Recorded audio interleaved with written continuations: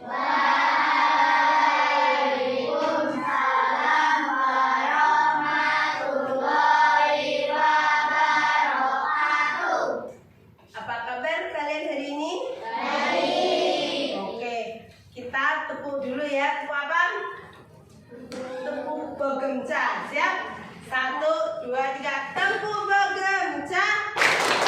Jingle jingle jingle bell. Bogem bogem bogem bell. Jingle bell. Bogem bell. Jingle jingle bogem bogem bell.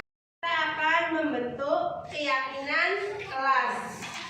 Nah, keyakinan kelas ini kita awali dengan membentuk peraturan kelas. Nah, kalian akan menuliskannya pada kertas origami atau kertas ini ya. Kemudian pakai spidol. Kamu usulkan apa yang menjadi peraturan di kelas ini. Kamu tuliskan di kertas origami. Nanti hasilnya ditempel di sini. Paham? Siap. Kamu sudah siap semua? Kalau sudah siap, silakan tuliskan apa yang menjadi peraturan di kelas ini. Kamu tuliskan. Nanti setelah ditulis, maju ditempelkan. Ya, paham? Mulai menulis. Apa keyakinannya? Apa?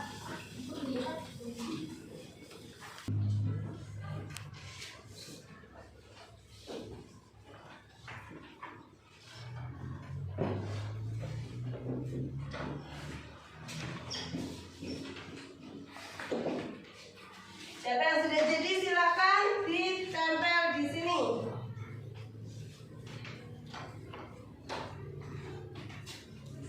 Sudah jadi.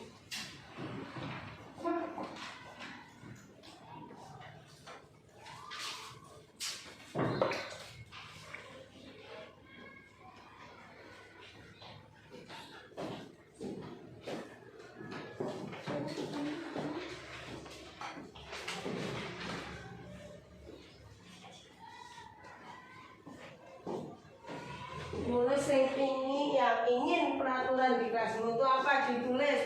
Gimana, cukup menuliskan satu saja. Kalau sudah satu sudah selesai, bawa maju ke depan.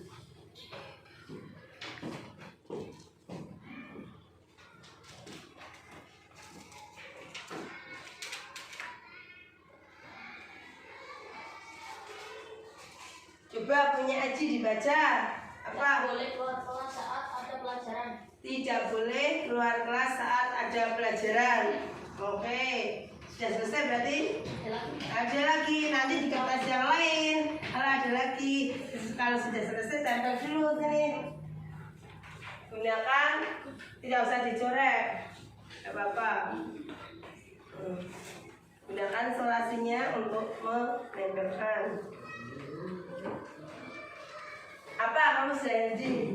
Aduh. Tidak boleh memakai topi di dalam kelas. Tidak boleh memakai topi di dalam kelas. Jadi kalau sudah di pasang, ditempel, yuk. Yang itu minta Aji. Ya, apa? Harus melaksanakan pikir kelas ya. Nah, ditempel. Kalau sudah ditempelkan,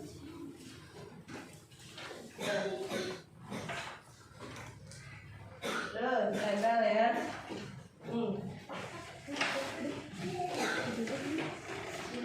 Iya. Kamu yang sendiri. Nah. Ada lagi yang sudah? Siapa? Oke, apa? Tidak boleh melepas sepatu di dalam kelas. Tidak boleh melepas sepatu di dalam kelas. Oke.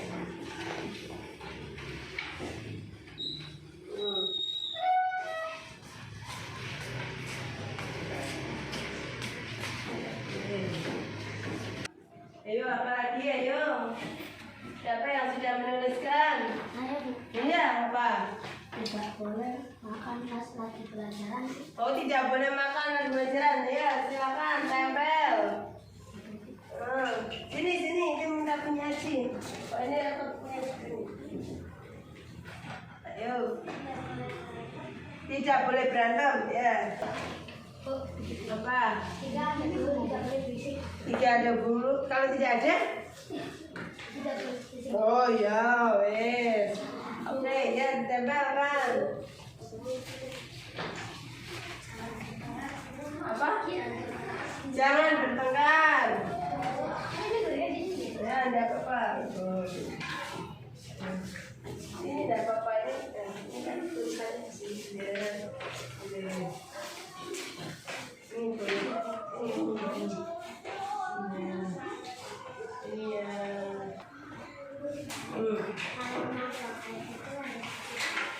Kalau mau buang air kecil harus izin sama guru, boleh. Jangannya depan sini, tidak apa-apa itu.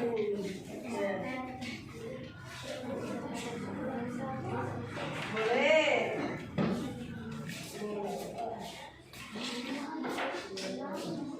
Ini. Ini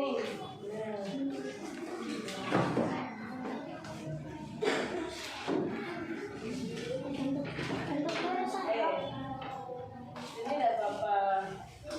Yang sudah kalian buat itu tak bacakan ya. Tidak boleh keluar kelas saat ada pelajaran. Berarti nak jadi keyakinan kelas. Ini kalau keyakinan kelas itu tidak ada kata-kata yang negatif. Tidak boleh, jangan. Lah kata-kata itu ini lebih baik dengan kata-kata yang positif. Kata-kata itu diubah dengan kata-kata yang positif. Biar kamu semangat mengingat, mudah mengingatnya. Tadi kan tidak boleh keluar kelas saat ada pelajaran. Kira-kira bagaimana diubah menjadi kalimat yang positif? Tidak boleh dihilangkan. Jadi apa? Tidak boleh keluar kelas saat ada pelajaran. Itu berarti alangkah baiknya saat pelajaran tetap di dalam kelas. Nah, seperti itu kata-katanya diganti. Paham? Coba ditulis tadi, siapa yang mau menulis? Alangkah baiknya saat pelajaran tidak keluar ke kelas. Siapa sih mau nulis? Wah, ditulis di kono. Alangkah baiknya. Oke, Bu Guru bacakan lagi, kamu akan menulis jawabannya ya. Tidak boleh memakai topi di dalam kelas. Berarti sebaiknya di ruangan. Oh, jangan tidak boleh. Sebaiknya di ruangan apa? Sebaiknya kalau memakai topi di luar kelas. Tidak boleh keluar kelas. Alangkah baiknya saat pelajaran tidak keluar kelas kecuali mau buang air kecil seperti itu terdesak. Ada kepentingan orang ya orang usah. Ya, tidak usah. Oke. Berikutnya guru bacakan lagi. Ini punya siapa ya? Kalau mau buang air kecil harus izin sama guru. Ini diganti nih. Berarti apa tadi? Saya tulis mau yang kamu tulis tadi itu diganti dengan kalimat positif. Oke, silakan. Yang masih ingat kan yang ditulis? Silakan. Kita saling alamat baiknya kita saling menghormati sesama teman. Ya, saling menghormati. Ya wes rapopo. Iya. Bon, pun dipasang ya. Ambil dan dibacakan keyakinanmu terus tempel. Kalau paham? Oke. Yang sudah selesai silakan sambil dibaca. Yang keras bacanya. Sesama teman harus saling menyayangi. Terus.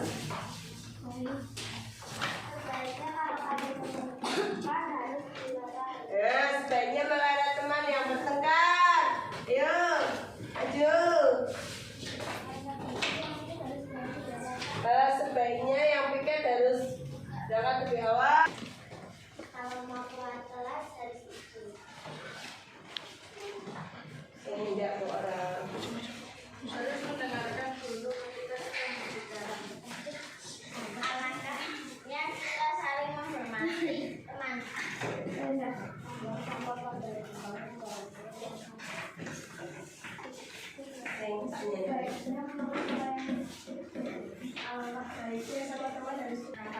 Oke.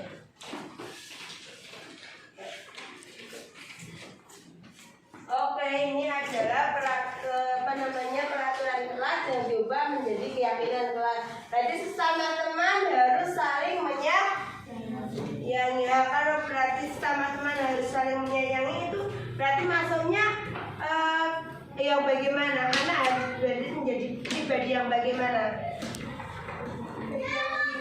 Baik, dia lebih baik itu bagaimana? Anak saling menyayangi itu rukun, sikapnya rukun.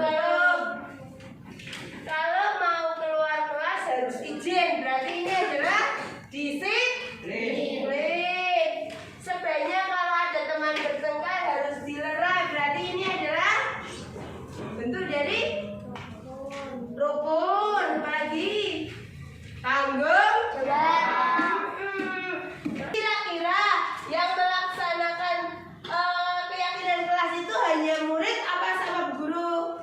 Murid dan guru. Murid dan guru. Berarti kalau alangkah baiknya kita menaati tata tertib aturan sekolah. Berarti yang menaati adalah murid dan guru. Berarti bu guru juga harus datang lebih awal. Kamu juga datang lebih awal. Tadi membuang sampah pada tempatnya, berarti yang membuang sampah siapa? Kita. Bu guru? Murid. Ya, bu guru bagaimana kalau membuang sampah? Nah, harus juga membuangnya di tempat sampah. Begitu juga murid. Ya, paham semuanya? Oke, terima kasih. Kalau paham, nah ini setelah ini kita akan belajar menaati keyakinan yang telah kita sepakati. Apakah kita sepakat dengan keyakinan kelas ini akan mulai dilaksanakan mulai kapan? Nanti kayak besok. Sepakat tidak setuju tidak dengan alangkah baiknya duduk di tempat sendiri, tidak berpindah-pindah? Setuju atau tidak? Setuju. Jadi tidak mengganggu kenyamanan kelas. Sebaiknya datang tepat waktu. Setuju atau tidak? Keyakinan ini harus diingat supaya kamu bisa mempraktekannya mulai kapan? Datang lebih awalnya? Nanti. Oke. Ya. Untuk keyakinan kelas yang kita buat cukup sampai di sini. Terima kasih. Wassalamualaikum warahmatullahi wabarakatuh. Waalaikumsalam warahmatullahi wabarakatuh. Oke, terima kasih.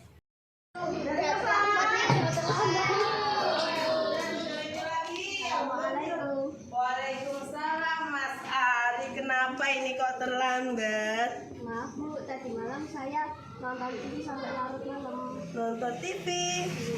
Oh, nontonnya apa kamu? Nontonnya kisah viral. Kisah viral. Kamu suka yang viral-viral? Gimana ini ya, terlambat? Kamu boleh duduk, tetapi nanti menemui bu guru di kantor ya. Ya Bu. Ya, silakan. Anak-anak sudah selesai semua? Hari ini kamu buka bukunya, langsung mengerjakan KPK. Kamu sudah tahu caranya? Oke, kamu langsung buka buku matematikanya, siap dikerjakan karena kamu telat 15 menit, jadi temanmu sudah mulai mengerjakan, kamu belum itu. Siapa yang sudah jadi? Oh, sudah jadi. Yang belum? Sudah jadi semua? Oh, sudah ada yang sudah, ada yang belum ya. Sambil yang sudah jadi silakan diteliti.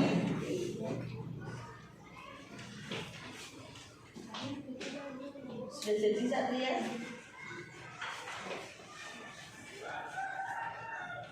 Sudah jadi? Teliti dong. Oke.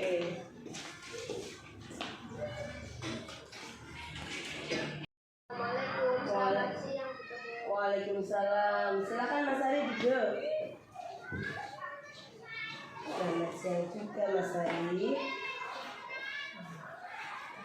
Mas Ari tahu tidak kenapa dipanggil ke sini tadi? Tahu. Apa? Karena saya terlambat. Oh, Mas Ari datang terlambat. Mas Ari tahu tidak sih sekolah kita itu masuknya jam berapa? Masuknya jam 7:15. Tadi Mas Ari masuk kelas jam berapa ya? 7:30. Oh, 7:30. Kalau jam 7:30 itu masuk kelas dan Mas Ari masuk setengah 8, kira-kira Mas Ari datang tepat waktu atau tidak ya? Kenapa? Karena jam 15 menit. Oh, seperti itu. Baiklah, perlu Mas Ari tahu bahwa setiap orang itu pernah melakukan kesalahan, termasuk Bu Guru juga. Tetapi kita harus memperbaikinya ya.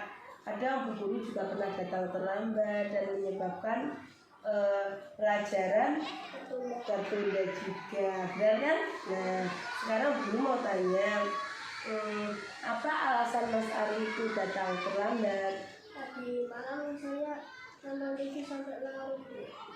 Oh, nonton TV sampai larut malam. Jadi saya bangunnya siang. oh, sehingga kamu bangun kesiangan karena nonton TV lah. Apa yang kamu lihat di televisi kok sampai larut malam? Saya nontonnya kisah viral, Bu. Kisah viral. Berarti Mas Ari nonton kisah viral sehingga bangun kesiangan, akhirnya pagi-pagi terlambat sekolah. Benar? Benar. Oh.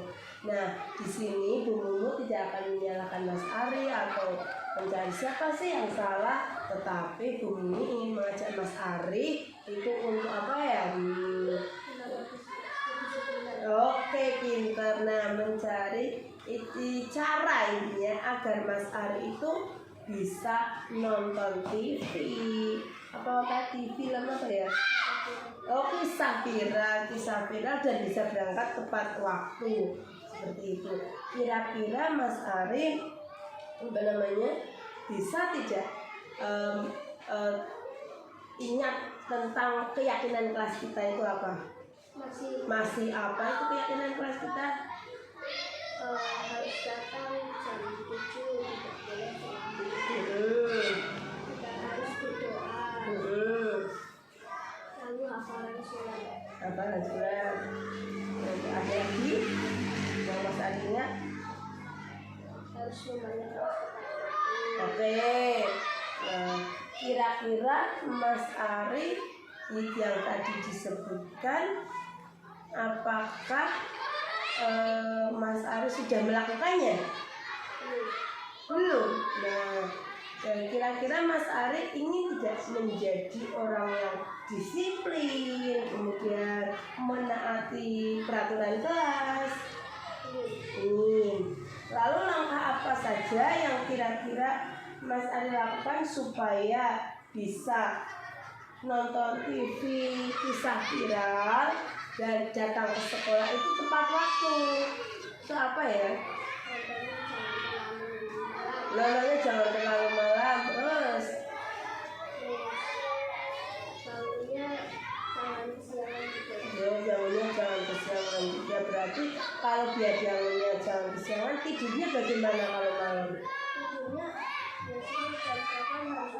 Oh, biasanya jam 8. Kemarin berarti tidurnya lebih dari jam 8 ya? Oh, lah.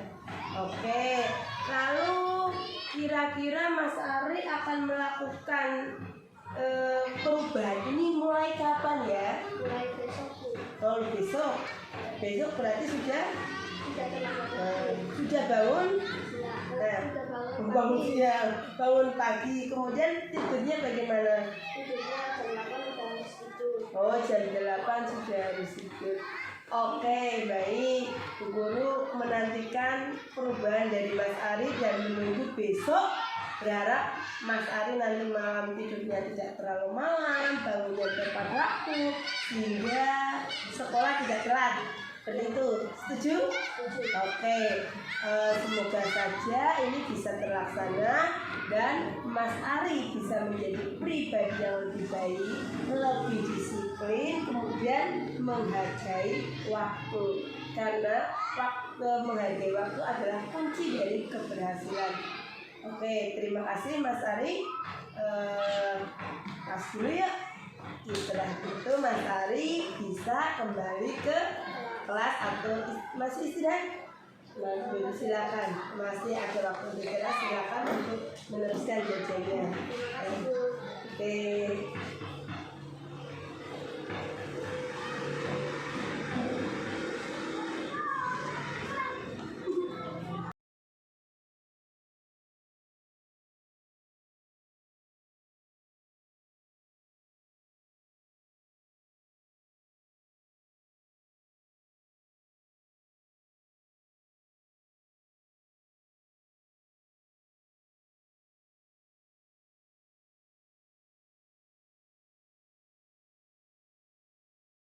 Yang mana akan disampaikan materi dari Ibu Temu SPD SD dengan tema budaya positif.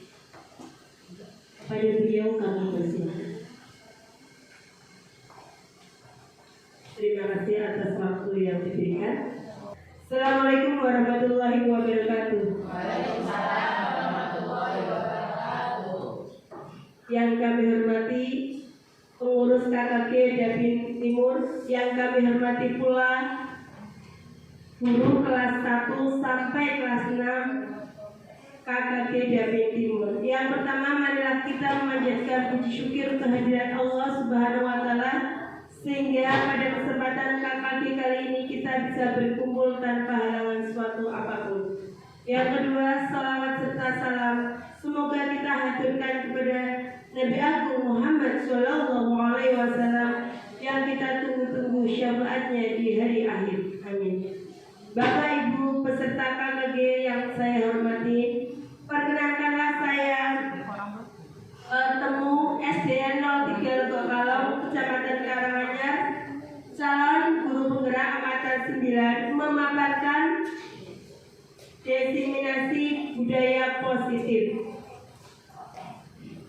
Nah, kita akan berbagi pemahaman dan pengalaman penerapan budaya positif di sekolah, yaitu dengan budaya positif. Mari kita belajar bersama, berkolaborasi, saling mendukung demi terwujudnya disiplin positif di sekolah kita masing-masing. Tujuan dari diseminasi ini yaitu mengelola melalui penjelasan disiplin positif, peserta mampu membedakan antara hukuman, konsekuensi, dan restitusi. Yang kedua, melalui diskusi dan pemberian contoh, peserta dapat mengimplementasikan, membuat keyakinan kelas di kelasnya masing-masing.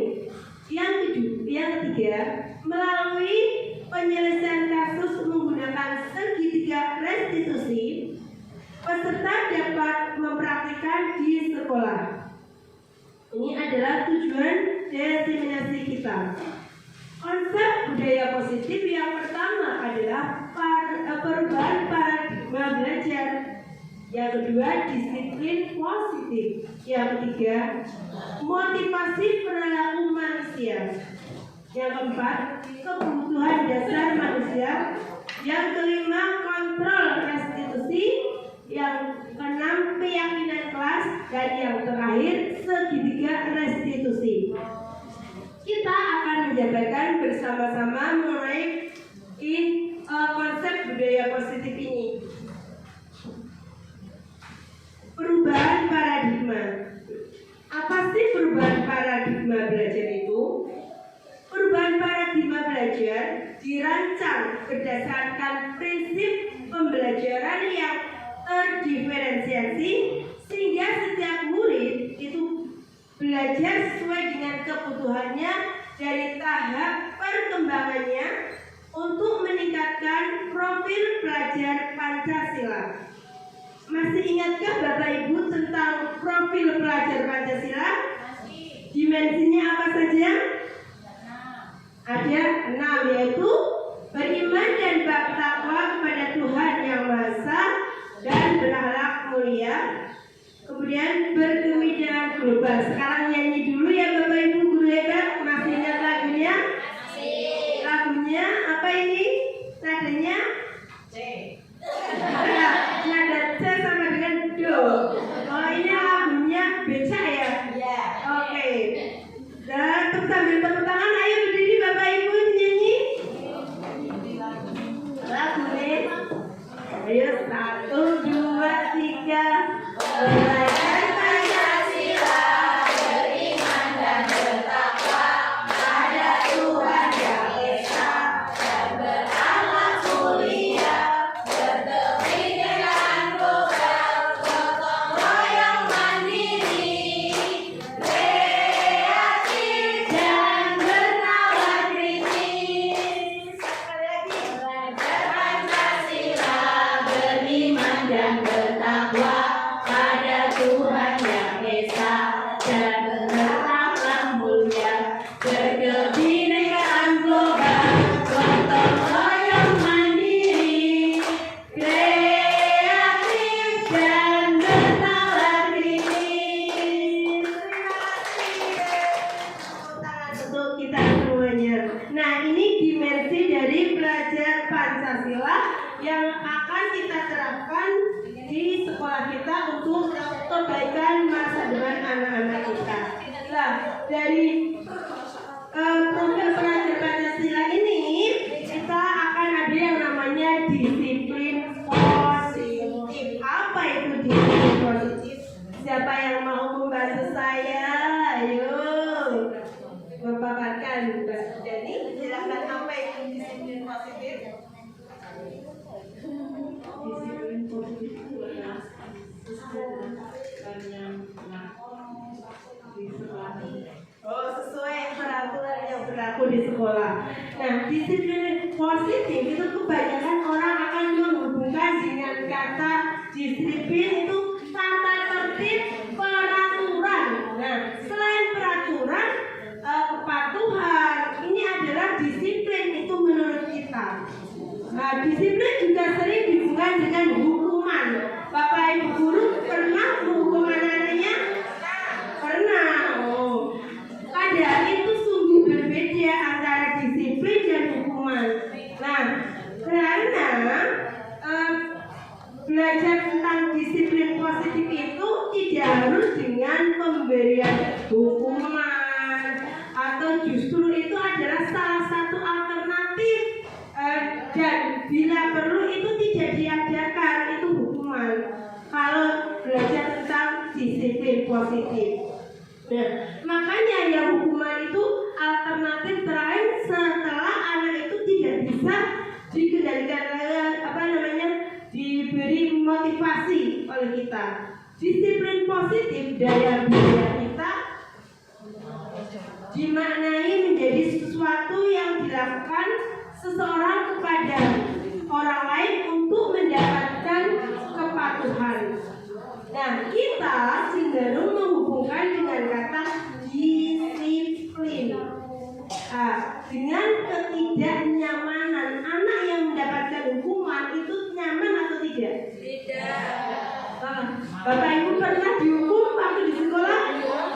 Ya, pengalaman Bapak Ibu itu kalau dihukum bagaimana rasanya? Bangga. Dihukum bangga, senang. Nah, benarkah demikian?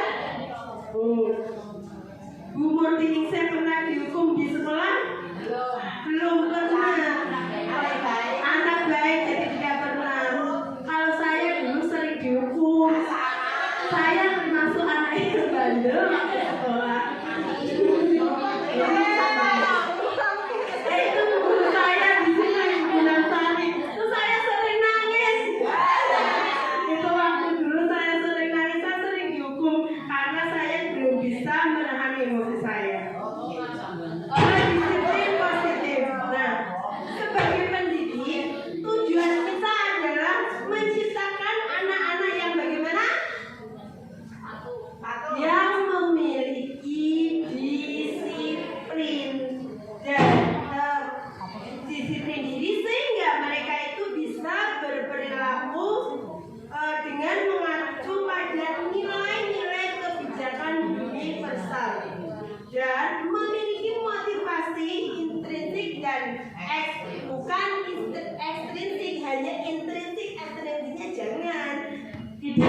jangan. Disiplin positif itu merupakan salah satu cara penerapan disiplin positif yang bertujuan untuk menumbuhkan kesadaran murid serta memperdayakan anak untuk melakukan sesuatu tanpa sogokan atau ancaman ataupun hukuman.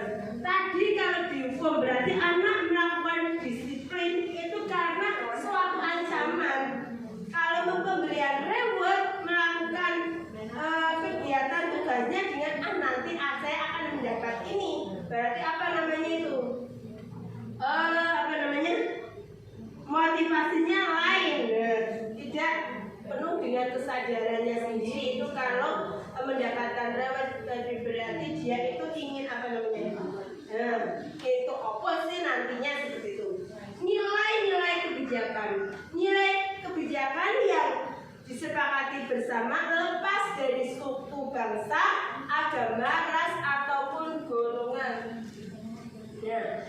Maupun latar belakang keluarganya. Ini adalah nilai-nilai kebijakan. Nah, kita sebagai seorang pendidik harus menempatkan nilai-nilai kebijakan ini dengan baik. Nah, contoh nilai kebijakan dari institusi seperti ini. Sebagai tadi dimensi profil pelajar Pancasila, beriman dan bertakwa pada Tuhan Yang Esa dan berakhlak mulia. Di berikutnya yaitu mandiri, kreatif, bernalar kritis, berkebinekaan global dan gotong royong. Kalau dari ibu itu sikap murid yang diharapkan toleransi, kemudian rasa hormat, integritas, mandiri, antusias, empati, pengetahuan, kreativitas, kerjasama, percaya diri, serta komitmen. Inilah yang diharapkan dari PYP.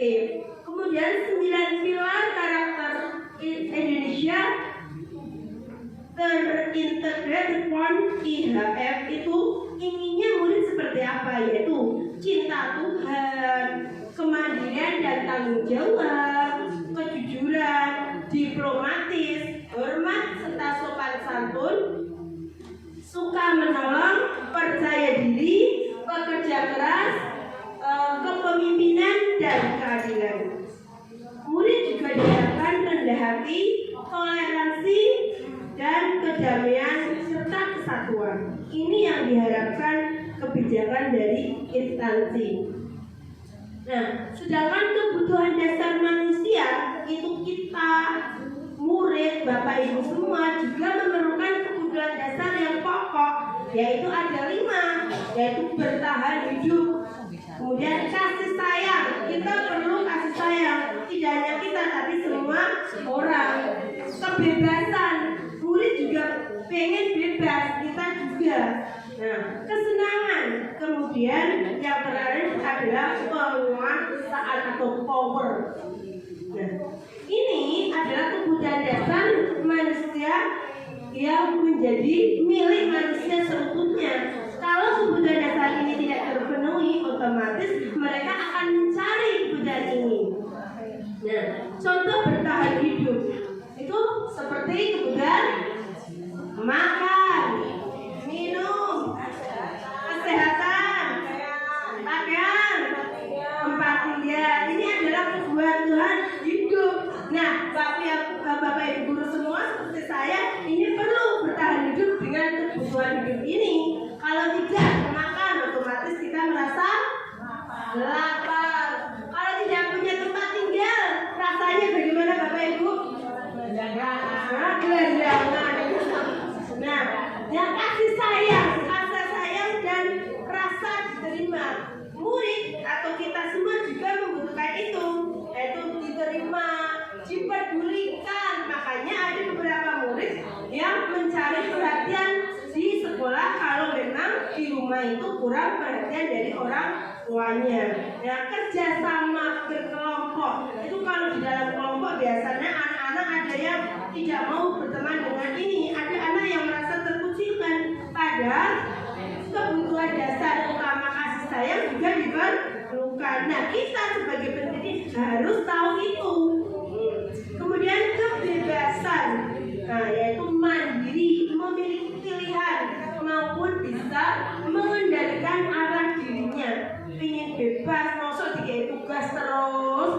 dihargai itu pasti tidak membuat hati senang.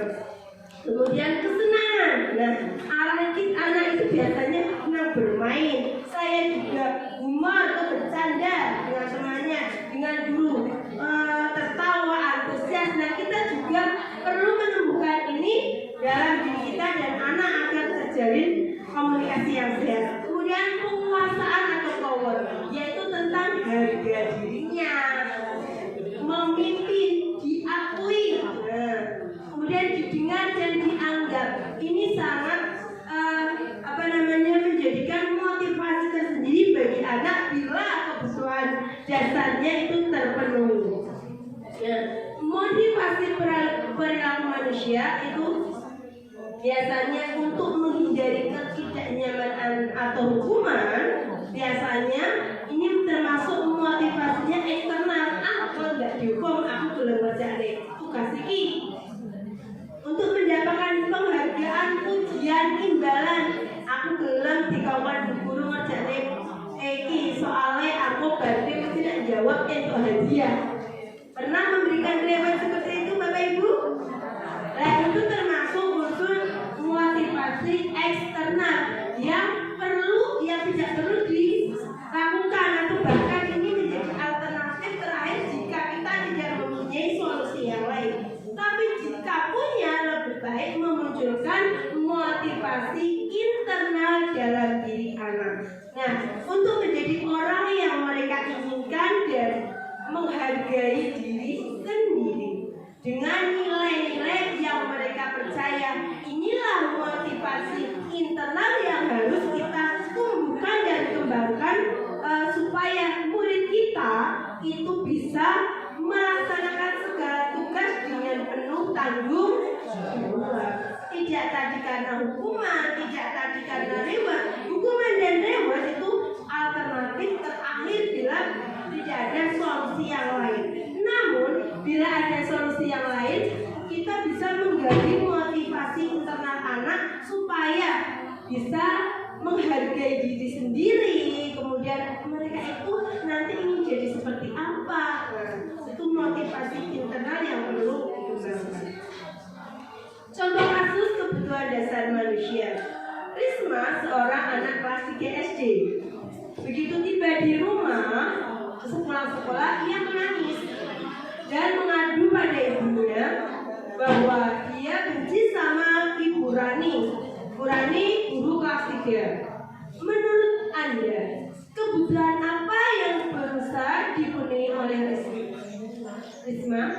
Jika jawabannya seperti ini, apabila Anda berada dalam posisi Ibu Rani dan mendengar informasi dari ibunya Risma tentang perasaannya Risma itu, apa yang Anda akan lakukan pada Risma besok ketika Risma masuk sekolah agar kebutuhan Risma terpenuhi? Jawaban Risma kepada ibunya, Ibu guru bilang aku tidak boleh bersenandung sewaktu mengerjakan tugas. Katanya kelas harus tenang, tidak bersuara. Kan nggak seru. Padahal Risma saat mengerjakan tugas itu butuh kesenangan. Ibu guru tidak mau menyapaku hari ini. Padahal aku pakai jepit rambut yang baru dan bagus. Nah, dia ingin diakui rasa kasih sayangnya dan diterima. Aku bosan masa belajarnya cuma itu saja, dengerin ibu guru saja. Nah, dia karena gurunya menjelaskan hanya ceramah, dia bosan. Dia ingin kebebasan. Aku sebel, gambarku tidak rapi, malah ibu guru menunjukkan ke teman-teman di depan kelas. Nah, ini penguasaan dia kan akhirnya malu gambarnya rapi, dituduh ke mana? Nah, mungkin akan menjadi olok-olokan temannya. Jadi dia merasa penguasaannya kurang, keperasaannya menjadi galau seperti itu. Saya juga pernah berada di posisi seperti itu. Mungkin Bapak Ibu guru apakah pernah berada di posisi seperti itu? Banyak kasus ya. Tapi kita kadang belum tahu ini masuk hukuman eksekusi dan restitusi. Ini antara perbedaan hukuman, konsekuensi dan restitusi. Kalau hukuman itu biasanya tidak berencana, orang sengaja Pak Hukum tiba-tiba langsung hukum. Murid tidak dilibatkan. Guru misalkan si Andi tidak mengerjakan PR, langsung suruh push up atau lari karena tidak mengerjakan PR. Harapannya dengan hukuman itu dia akan terus ingat dan nantinya tidak akan lupa dengan PR-nya. Betul begitu? Bersifat satu arah karena itu pemikiran dari guru saja. Nah, berupa hukuman fisik atau psikis. Nah ini kalau fisik disuruh lari-lari dan lain-lain, itu otomatis anak, nanti aku tidak mengerjakan PR disuruh lari atau diukur itu kan anak ketakutan, ya, akan melakukan menerima PR-nya, mau mengerjakan karena ketakutan. Nah, kalau konsekuensi ini terencana, biasanya sudah direncanakan atau disepakati melalui sebagai suatu peraturan. Murid tetap dibuat tidak nyaman. Nah, namanya sikap guru memonitor murid. Contohnya bagaimana ya? Ini yang konsekuensi. Anak tidak mengerjakan PR tadi, kalau tadi kan diberi hukuman fisik, push-up. Nah, kalau konsekuensi ini berarti disuruh mengerjakan PR tapi di luar. Nah, seperti itu. Ini termasuk konsekuensi. Kemudian restitusi. Proses menciptakan kondisi bagi murid itu untuk memperbaiki kesalahannya. Proses kolaborasi yang mengajarkan murid untuk mencari solusi sendiri. Nah, nanti akan terjadi dialog antara guru dan murid. Guru akan menanyakan alasan itu dengan segitiga restitusi. Konsep disiplin dengan identitas yang gagal. Ini hukuman, itu kan menyakitkan, tidak nyaman. Murid jadi takut, kemudian memaksa. Murid juga menyembunyikan kesalahan atau murid juga menjadi rendah diri. Kalau dia berbuat salah, dia tidak akan mengakui, dia akan diam saja, nanti akan kena hukuman, sudah merasa ketakutan sendiri. Kemudian kalau penghargaan bagaimana? Tidak efektif karena merusak hubungan. Sifat iri. Kok sing entuk penghargaan nilainya 100, ari terus, mesti kok esuk maneh ari sing entuk hadiah. Nah, aku mesti salah Pak orang, paling orang entuk hadiah, itu pasti akan seperti itu. Mematikan kreativitas anak, kemudian menurunkan kualitas dan merampas hak menghargai dirinya. Kemudian penghargaan dan hukuman adalah hal yang sama. Bedanya kalau hukuman itu berarti negatif, penghargaan positif. Tapi ini sama-sama mematikan kreativitas anak. Posisi kontrol guru. Nah, kita sebagai guru itu mempunyai kontrol. Nah, kontrol guru itu ada 5 posisinya. Nanti sebagai guru itu penghukum, kita introspeksi Bapak Ibu. Apakah kita itu masuk unsur penghukum, teman, pembuat merasa bersalah, atau manajer? Nah, kontrol guru ada 5. Kadang kita itu di posisi mana? Seringnya. Sekarang saya tanya Bu Han ini. Bu Han itu posisi kontrol gurunya biasanya ada di mana kalau 5 ini? Manajer. Bu Han biasanya apa ini? Ya, apa ya? Penghukum, pembuat merasa bersalah, atau teman? Aku sering memberi hukuman ya. Berarti penghukum. Coba Mbak Wedati, biasanya kontrol gurunya apa ini? Yang pernah menghukum. Pemantau. Teman, siapa yang sering menggunakan kontrol guru sebagai penghukum? Rojong. Saya juga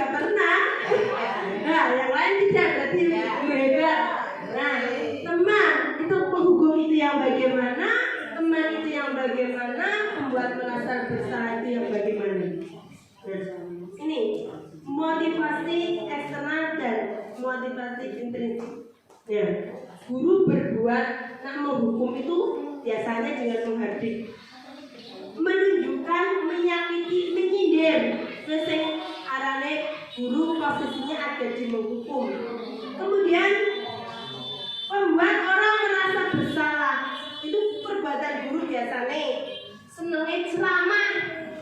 Nah, menunjukkan kekecewaan dan yang sangat mendalam, kecewa banget sama kamu. Nah, teman, kalau teman dia biasanya sama teman biasanya bahasanya lembut, sopan, santun, halus. Nah, ini guru sebagai teman harus membuat alasan untuk murid-muridnya, membuatkan alasannya apa sih? Nah, seperti itu. Kemudian pemantau itu menghitung dan mengukur guru itu sukanya. Kalau manajer hanya mengajukan pertanyaan-pertanyaan yang akan dijawab oleh muridnya. Nah, contoh perkataan penghukum. Kalau kamu tidak melakukannya, saya akan apa biasanya kalau menghukum? Nah, guru atau Pak Guru masih menghukum anak muridnya. Kalau kamu tidak mau membersihkan ruangan kelas ini, kamu akan saya keluarkan dari sekolah itu. Seperti itu, misalkan akan saya suruh keliling lapangan. Itu hukuman. Nah, kalau membuat orang merasa bersalah, kamu sudah mengecewakan Bapak Ibu dengan tidak mengerjakan PR. Nah, sebaiknya gimana? Kalau sebagai teman, nah, lakukanlah untuk Bapak atau Ibu. Ya sudah, nanti Bapak Ibu bereskan. Jadi tolong bantu Bapak Ibu membersihkan halaman ini. Misalkan ini adalah sebagai teman ngomong. Orang masih kayak ya, apa itu Tuhan? Mungkin bari beda lagi. Apa mana Bu Sukati sing ngomongnya halus. Kowe saya sebagai teman malah karo muridnya. Kemudian sebagai manajer kontrol dirinya apa? Apa yang kita yakini? Apa kamu bisa kamu meyakini hal tersebut? Kamu kalau meyakininya, maukah kamu memperbaikinya? Nah, takkan mencari win-win solution. Kemudian hasil, biasanya nak dihukum hasilnya berulang. Emosinya tidak berangkat itu buah muridnya. Jadi anak yang bagaimana? Waktu dihukum kok kecewa gelo, jadinya dia orang makan dendam sama gurunya. Jadi ke bawah, yang dulu itu butemu. Aku dihukum, wah ini. Ya seperti itu. Jadi ada dendam. Kalau orang pun lewat, nah itu akan terbawa. Anak akan ingat. Dan suka menyalahkan orang lain itu karena dihukum. Kemudian kalau membuat merasa bersalah itu biasanya hasilnya itu anak itu menyembunyikan atau menyangkal. Nah, wes berbohong akhirnya. Saya tidak melakukan itu. Nah, biasa seperti itu. Kemudian kalau teman jadi ini ketergantungan sama gurunya. Karena gurunya tidak dihormati karena merasa kalau temannya dijawab apa, diguplak apa. Iya, saya juga pernah seperti itu dengan murid saya. Orang-orang tengah-tengah, blok. Nah, terus aduh ini karakter yang harus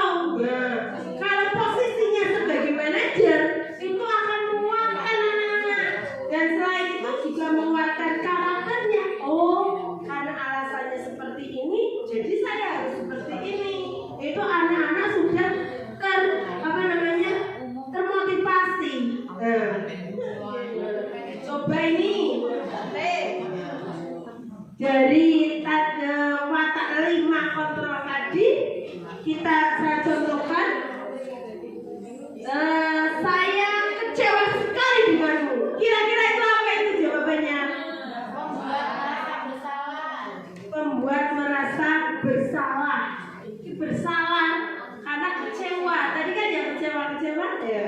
Ini kayak gini. Kemudian kamu tidak pernah benar melakukannya. Kuwi apa? Itu apa ya? Kamu tidak pernah benar melakukannya. Dihukum. Jadi dia merasa, aduh, bagaimana ini dihukum guru nanti? Akhirnya dia ketakutan, kecewa, tidak bisa melakukannya. Ayolah, lakukan demi saya ya, kerjakan tugas ini. Apa kira-kira? Nah, bagaimana kamu bisa menyelesaikan masalah ini? Manajer. Kemudian coba ini budinya. Kamu tidak akan mendapatkan bintang 5 bila tidak menyelesaikan tugas ini ya. Apa itu? Pemantau. Nah, pintar-pintar sudah paham Bapak Ibu. Tepuk tangannya buat gurunya, aplaus buat kita semua.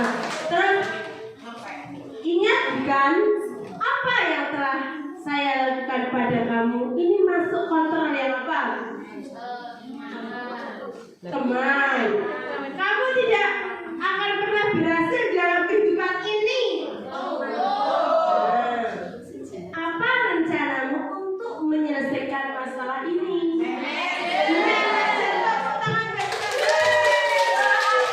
Semuanya jawabannya. Iya. Kasih aku semangat dulu ya. Berdiri, ayo berdiri. Tepuk begenca ya, tepuk begenca. Nah, tepuk 3 kali, prok, prok, prok. Begenca, begenca. Jingle, jingle, ca.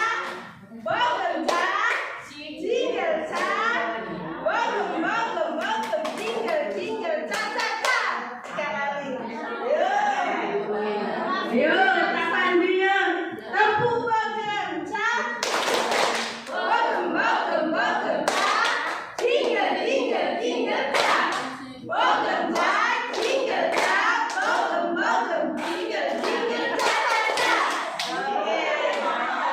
Ini untuk belajar bisa diterapkan di sekolah masing-masing.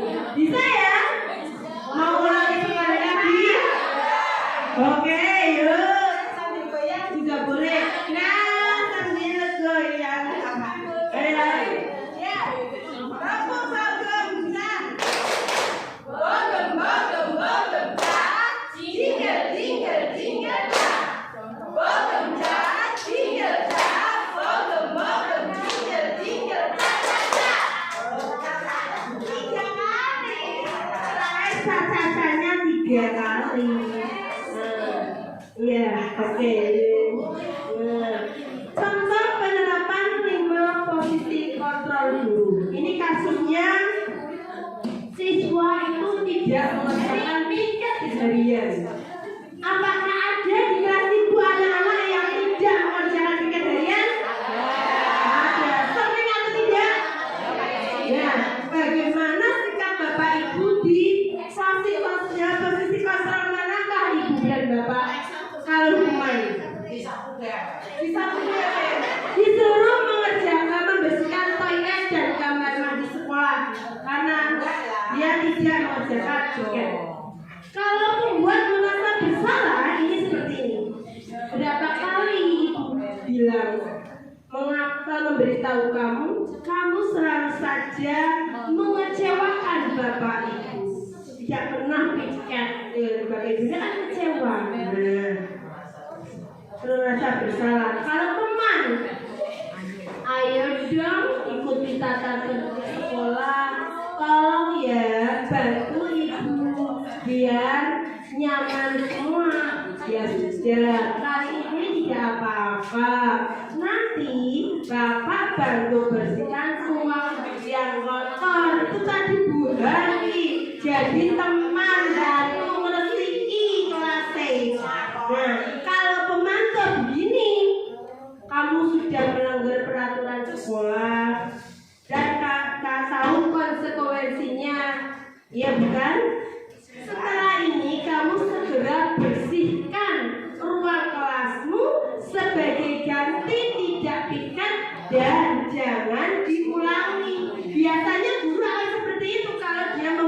itu maksudnya memantau. Suruh mikir mana? Oke. Kalau sebagai manajer tidak harus kepala sekolah, kita juga bisa memposisikan diri sebagai manajer. Apakah kamu tahu kesalahanmu? Kita tanya dulu. Kira-kira bagaimana kamu memperbaiki kesalahanmu? Nah, biar murid berpikir dulu.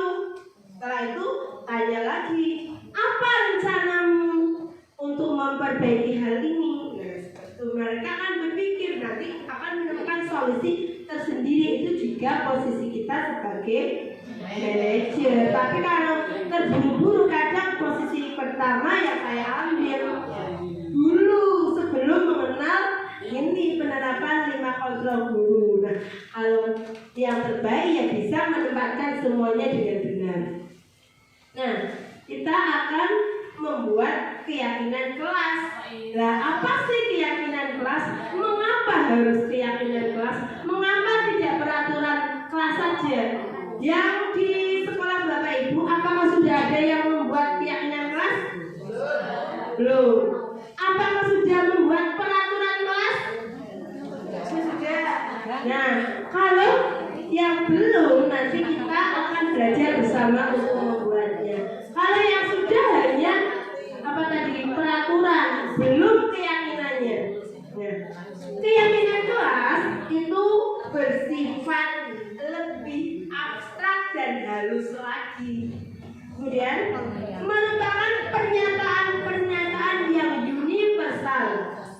Kemudian pernyataan keyakinan kelas itu dalam bentuk kalimat yang positif. Tidak ada kata tidak boleh, jangan. Kalau jangan, tidak boleh itu masih masuk peraturan. Kemudian keyakinan kelas hendaknya tidak terlalu banyak sehingga mudah diingat. Nah, tapi kalau keyakinan kelasnya ada 50 di dalam kelas itu pasti bingung. Ini termasuk keyakinan atau tidak. Nah, kemudian keyakinan kelas dapat diterapkan di lingkungan kita, lingkungan kelas tersebut. Jangan tidak membuat keyakinan kelas yang tidak bisa diterapkan murid dan gurunya. Semua warga kelas hendaknya ikut berkontribusi dalam membuat keyakinan kelas melalui kegiatan curah pendapat. Nah, kemudian bersedia meninjau kembali keyakinan kelas dari waktu ke waktu. Apakah keyakinan kelas yang telah dibuat dan disepakati itu berhasil atau tidak? Nah, contoh keyakinan kelas: masuk kelas tepat waktu. Ini jangan terlambat. Itu peraturan. Dari peraturan tersebut diubah menjadi keyakinan kelas. Masuk kelas tepat waktu. Berdoa sebelum dan sudah belajar. Menjaga kebersihan kelas. Menghargai teman. Berbicara sopan. Ini keyakinan kelas ini akan dihubungkan dengan kebijakan universal. Nah, kalau masuk kelas tepat waktu termasuk apa? Anak itu nilainya bagaimana, nilai-nilai kebijakannya? Disiplin. Ya, anak yang disiplin. Berdoa sebelum dan sudah belajar. Ini dimensi Pancasila yang bagaimana? Beriman dan bertakwa. Menjaga kebersihan kelas. Ini nilainya apa? Kebersihan. Kalau berbicara sopan dengan menghargai teman, menghargai teman adalah bentuk dari kasih sayang. Berbicara sopan itu tanggung jawab. Nah, ini termasuk nilai-nilai dari kebijakan yang kalau sudah dibuat keyakinan kelas, anak itu diberitahu bahwa ini misalkan masuk kelas tepat waktu itu nilainya disiplin. Oh, jadi aku mengangkat sekolah tepat waktu berarti sudah melaksanakan disiplin. Diberitahu kesadaran tentang nilai-nilainya. Kemudian, ini segitiga restitusi, yaitu suatu proses dialog yang dijalankan oleh guru dan murid untuk menghasilkan murid yang mandiri dan bertanggung jawab. Tadi bukan dengan hukuman atau reward. Nah, itu tahapannya ada 3, yaitu menstabilkan identitas, kemudian validasi tindakan yang salah, dan menanyakan keyakinan. Nah, tak putarkan video yang saya buat dulu. Maaf kalau videonya kurang besar. Ini adalah siswa yang datang terlambat. Contoh dari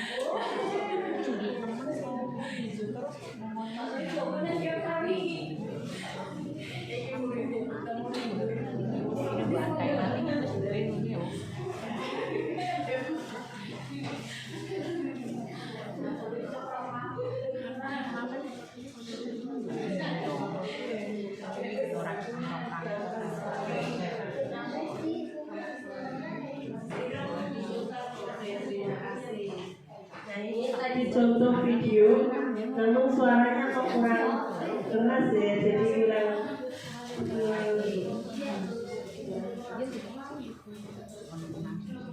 oke, lanjut. Tadi segitiga restitusi dalam penyelesaian masalah itu guru itu berperan sebagai manajer. Nah, di mana menggunakan segitiga restitusi dalam penyelesaian masalah melalui 3 tahapan. Yang pertama yaitu menstabilkan identitas, validasi tindakan yang salah, menanyakan keyakinan kelas. Nah, kemudian tujuannya itu menghasilkan murid yang bertanggung jawab dan mandiri. Contoh menstabilkan identitas berdasarkan prinsip masalah adalah bagian dari proses pembelajaran. Nanti tadi kan berarti si anak itu tadi Ari itu terlambat sekolah karena alasannya nonton film viral filmnya. Itu pertama itu katanya anak diajak menemui gurunya dipanggil. Nanti saat dipanggil itu ditanya, kenapa kamu tahu dipanggil di sini? Alasannya nanti anak pasti tahu tadi terlambat seperti itu. Nah kita tanyakan itu, kemudian kita sebagai guru itu juga dalam posisi menstabilkan identitas itu memberitahu bahwa kita sebagai manusia itu pernah melakukan suatu kesalahan, tetapi melakukan kesalahan itu manusiawi, tetapi kita akan mencari solusi bersama-sama, bukan mengkritisi atau mencari siapa yang salah dan siapa yang benar seperti itu.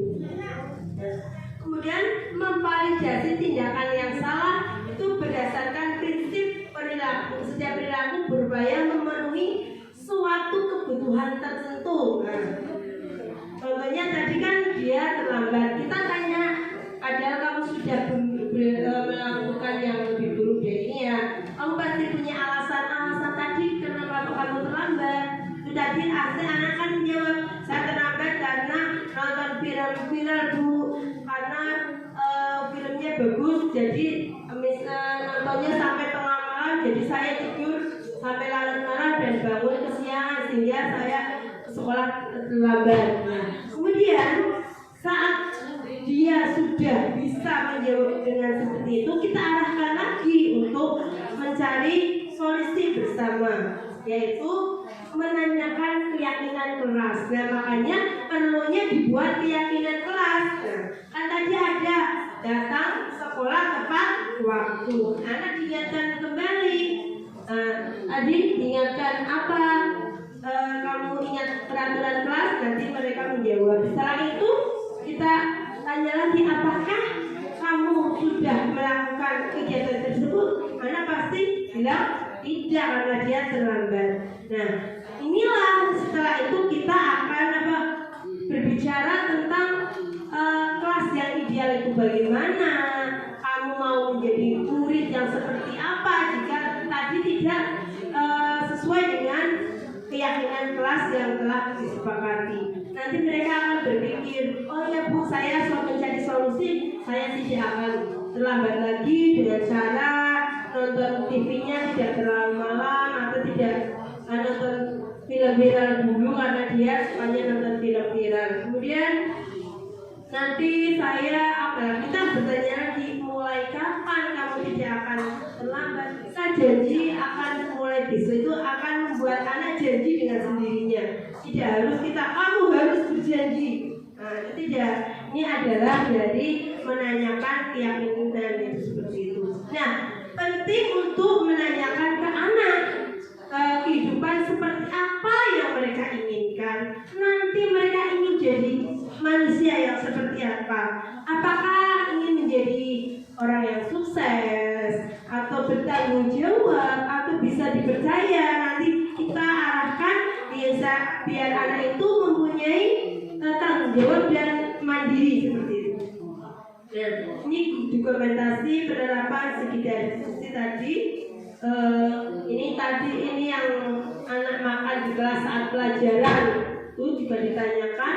Anak jangan langsung dimarahi di situ, biasanya ditegur di situ. Itu akan menghambat mental anak itu menjadi aku dihukum, pendendam. Nanti anak kurang percaya diri. Kemudian dokumentasi membuat keyakinan kelas. Kiranya cukup sekian yang dapat saya sampaikan. Terima kasih. Dalam penerapan program disiplin positif, seyogyanya kita sebagai guru atau memiliki standar kompetensi kepribadian, profesional dan sosial. Nah, yang baik tentunya, di mana seorang guru itu diharapkan mampu merefleksikan dirinya dalam posisi kontrol untuk saat ini. Kemudian bagaimana perjalanan dirinya sebagai sistem atau seorang among, yaitu yaitu manajer yang menuntun murid-muridnya menjadi insan yang mandiri, merdeka, dan bertanggung jawab. Kiranya cukup sekian dari saya.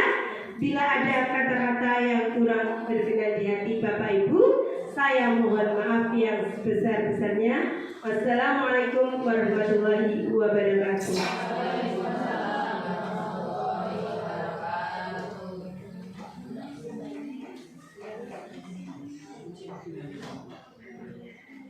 Terima kasih atas materi yang disampaikan oleh Ibu Temu SD dengan materi budaya positif.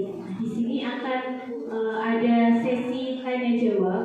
Dimohon untuk Bapak Ibu semua untuk menyampaikan atau memberikan pertanyaan.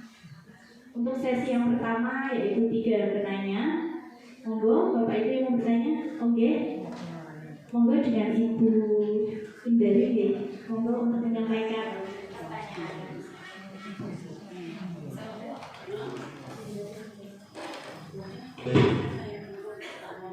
Terima kasih atas waktunya yang diberikan.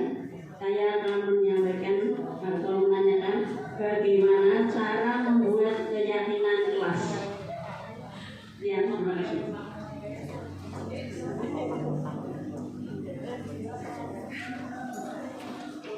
Terima kasih untuk pertanyaan dari Ibu Dari. Tadi bagaimana cara membuat keyakinan kelas ya Ibu Dari. Untuk pertanyaan selanjutnya, monggo. Monggo Bu Endang Setiawati. Endang Setiawati. Ada suara, ada rupa. Oke, sambil menunggu pertanyaan yang lain, monggo untuk pemateri untuk sebelumnya.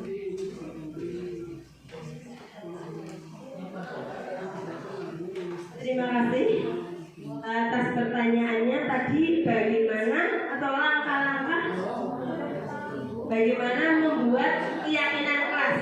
Nah, langkah membuat keyakinan kelas, pertama kita siapkan alat dan bahan dulu Bapak Ibu. Seperti kertas manila, spidol itu disiapkan dulu. Nah, kita membuatnya bersama-sama dengan murid kita, yaitu murid itu diberi tahu tentang keinginan mereka, menuliskan peraturan dulu apa yang mereka inginkan. Peraturan tadi yang sudah mempunyai peraturan kelas siapa saja? Yang sudah membuat studinya? Oh, yang lain belum. Nah, pertama awalnya kita membuat peraturan kelas di mana murid-murid diminta untuk menuliskan keinginan mereka. Biasanya murid akan menulis kata tidak boleh, jangan, ya kan? Nah, nanti setelah itu kita anak itu setelah diberi menuliskannya suruh memasangkannya di kertas manila. Nah, setelah manilanya ada 2, yang satu untuk keyakinan kelas, yang satu untuk peraturan kelas. Pertama kan membuat peraturan kelas dulu. Setelah itu dari peraturan kelas akan diubah menjadi keyakinan kelas dengan menggunakan kata-kata yang positif. Seperti contohnya tadi, tidak terlambat masuk kelas. Nah, yang tadi menuliskan tidak terlambat masuk kelas itu kita membacakan dulu sebelum menuliskan keyakinan kelasnya. Kita bahas dulu peraturannya. Tidak terlambat sekolah, membuang sampah pada tempatnya, misalkan seperti itu. Nah, setelah dibahas semuanya tulisannya anak ini, baru kita arahkan untuk menjadi keyakinan kelas dengan diubah dengan kata-kata yang positif. Nah, pembahasan itu dilakukan untuk menggiring kepada murid kita pada sebuah keyakinan. Oh, seperti itu. Di mana keyakinan itu tentang nilai-nilai kebijakan. Contohnya tadi, tidak membuang sampah sembarangan. Itu kalau diubah menjadi keyakinan kelas berarti buanglah sampah pada. Nah, itu nilainya apa? Nilai kebijakannya kebersihan nanti diterangkan. Nah, Berarti tidak membuang sampah pada tempatnya. Kalau keyakinan kelas kita adalah membuang sampah pada tong sampah. Nah, seperti itu. Nah, jadi nilainya adalah kebersihan. Nanti anak akan ingat membuang sampah pada tempat sampah itu seperti itu. Tidak datang terlambat. Berarti mereka konsepnya berpikir diubah lagi, datang tepat waktu. Jadi kalau datang tepat waktu, mereka akan menjadi disiplin, itu dihubungkan seperti itu. Nah, setelah itu kita setelah dibuat kesepakatan kelas dengan dihubungkan dengan keyakinan kelas, dihubungkan dengan nilai-nilai kebijakan nanti, kita akan mengesahkan. Seperti undang-undang disahkan. Kalau ada keputusan pemilihan ketua kelas, itu harus disahkan. Dengan cara apa? Disahkan biasanya dibubuhi tanda tangan atau bisa cap jempol. Nah, kalau tidak ada cap jempol, pakai tanda tangan. Kalau tidak bisa pakai tanda tangan, itu baru pakai cap jempol. Itu berarti seluruh murid di kelas tersebut menandatangani keyakinan kelas tersebut sehingga sah. Setelah disahkan, disepakati, disahkan, baru keyakinan kelas harus ditulis sekali. Ya, kalau sudah rapi, dipasanglah di kelas. Nanti kalau anak ada melakukan kesalahan seperti tadi, datang terlambat, membuat temannya menangis atau bertengkar, Bapak Ibu lah bisa mengkonfirmasi dengan melalui tadi segitiga restitusi yang terakhir akan menanyakan keyakinan kelas. Tapi kalau tidak ada itu, berarti nanti kan kita hanya tahunya awalnya menghukum, memberikan reward. Nah, tapi kalau setelah ini Bapak Ibu akan bagaimana? Kira-kira setelah tahu tentang posisi 5 kontrol dan segitiga restitusi, Bapak Ibu akan bagaimana akannya? Lebih baik lagi jadi. Oke. Ada lagi yang ditanyakan?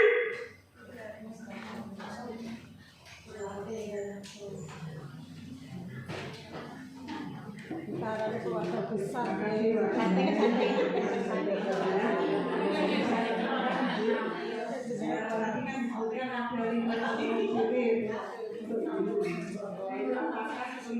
itu jadi salah satu atau yang dominan yang mana atau semuanya kita ada 5 kontrol positif ya. Bagaimana kita sebagai seorang guru itu sebaiknya ya kita menerapkan semuanya tapi menghindari yang hukuman. Berarti dari kelima paling tidak utama itu menerapkannya kita sebagai teman, karena supaya anak merasa nyaman, memantau, dan yang utama kita sebagai guru seharusnya memposisikan diri sebagai manajer supaya anak bisa mengakui tanggung jawabnya, bisa mandiri. Tapi kalau tadi pemantauan kan, kalau tidak dipantau tidak mau. Kalau sebagai teman, tadi anak akan menjadi lebih manja. Kalau sebagai pembuat merasa bersalah, nanti akhirnya akan berbohong, tidak mau mengakui kesalahannya. Sebenarnya yang lebih bagus itu sebagai manajer, tetapi kita manusiawi, saya sendiri belum tentu melakukan sebagai manajer, kadang malah sering saya sebagai pembuku itu dulu. Nah, semoga setelah belajar ini saya bisa menerapkan sebagai manajer, bukan penghukum. Saya berharap seperti itu. Mungkin Bapak Ibu yang tidak pernah menghukum sudah tahu karena dampak dari hukuman seperti apa. Kalau saya memang dulu pernah dihukum, ya pingin muridku jadi dihukum biar bisa. Ternyata saya salah. Sebaiknya sebagai manajer itu seperti. Ada yang lagi yang ditanyakan atau guru lain mau berpendapat? Coba Bapak Purnomo, kalau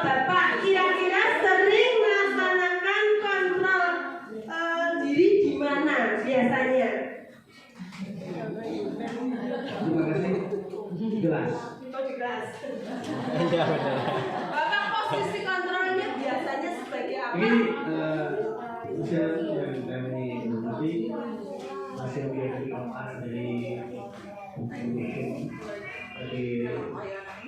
lagi kaitannya dengan tema guru itu kita betul-betul memahami diferensiasi anak. Jadi tidak semua anak cocok dengan hubungan, tidak semua anak cocok sebagai teman, dan tidak semua anak mudah kita manajerial, tidak semua anak bisa kita atur dengan segitiga situasi itu, tidak semua anak bisa. Banyak anak ketika diminta mencari latar belakang rumahnya, mereka tidak bisa jawab, dia berusaha. Sehingga kita harus betul-betul tahu persis kondisi anak. Anak ini harus kita mengenal ya, jadi ayah bagus sebagai seorang teman, kalau dia berhubungan. Kalau ini harus dengan punishing, harus dengan hukuman. Karena apa? Kan hukuman ini tidak akan berubah. Ini sudah betul-betul kuat. Mental blok negatif dia, mental blok negatif sudah selalu kuat. Ini harus dibongkar dengan hukuman. Jadi kita harus betul-betul jeli, tahu persis, tahu perbedaan antar siswa, kan kondisi psikologis, yang kita bisa menerapkan 5 kontrol itu dengan tepat. Tidak semua anak harus dengan hukuman dan tidak semua anak mudah dengan kontrol manajerial. Demikian terima kasih. Aplaus buat Pak. Bapak terima kasih ya. Memang benar kita itu menghadapi murid karena murid merupakan kertas putih yang seperti apa namanya, kertas putih yang sudah tertuliskan di dalamnya tapi masih buram. Nah, kita sebagai guru harus menebalkan tulisan tersebut karena sudah tertulis, tebalkannya dengan yang baik. Yang tidak baik tidak perlu ditebalkan. Anak itu sudah mempunyai keunikan sendiri sesuai kodratnya, sudah dibekali rasa. Kemudian kalau kita sebagai guru tugasnya hanya menuntun, menemukan jati dirinya dengan menebalkan lakunya, yaitu perbuatan-perbuatan yang baik. Dan untuk yang perbuatan negatifnya tidak usah ditebalkan, untuk dihindari, tapi pembawaannya sudah ada. Tapi kita sebagai guru menuntun anak untuk memberikan kedisiplinan sesuai dengan tanggung jawab dan supaya murid bisa mandiri sehingga murid mencapai kebahagiaan di di kedepannya. Murid bisa mencapai kebahagiaan di depan dengan kita sebagai guru-guru yang membimbing dan menuntun mengarahkan mereka dengan lebih baik. Ada lagi yang ditanyakan Bapak Ibu? Atau silakan yang mau berpendapat. Bagaimana? Sudah cukup? Oke. Kalau sudah cukup, silakan waktu saya kembalikan ke Ibu. Terima kasih kepada Ibu narasumber yang sudah memberikan kita hari ini banyak sekali wawasan, terutama dalam budaya positif yang nantinya kita bisa terapkan kepada anak didik kita, terutama pada sekolah dasar. Memang benar dengan dimensi Pancasila itu benar-benar kita sebagai guru membutuhkan restitusi yang tadi dinamakan 3 restitusi itu yang dapat kita terapkan dalam keseharian kita sebagai guru agar nantinya anak-anak kita menjadi anak-anak yang lebih baik, terutama berdasarkan 6 dimensi Pancasila tersebut. Mungkin itu saja yang dapat kami sampaikan untuk materi pada siang hari ini. Untuk acara selanjutnya yaitu penutup, akan tetapi sebelum ditutup nanti monggo panjenengan sedaya dapat menikmati jangan ala kadarnya. Mungkin saya sebagai pembawa acara mohon maaf jika banyak kekurangan ketika saya menyampaikan ataupun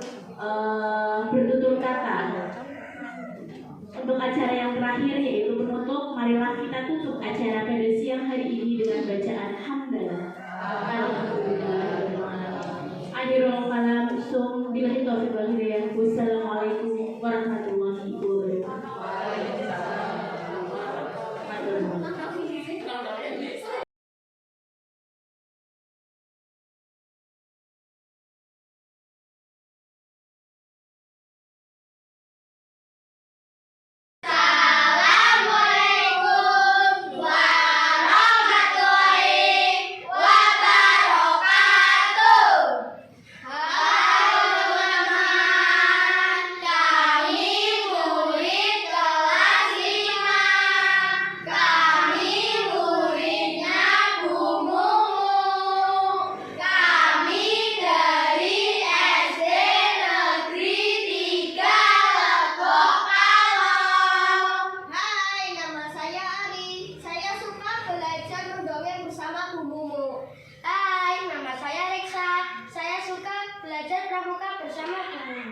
Hai, nama saya Zidan. Saya suka belajar matematika bersama Bu Momo.